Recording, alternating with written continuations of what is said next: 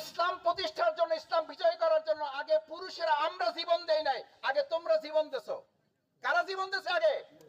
আগে তোমরা শহীদ হয়েছো। সেই শহীদের নাম ছিল হযরত মধ্যে দরকার সেটা একজন মা, কারণ বাবা তো বাইরে থাকে, তার অনেক দায়িত্ব।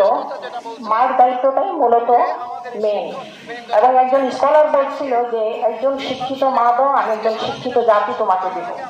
এটা অনেক ইম্পর্টেন্ট।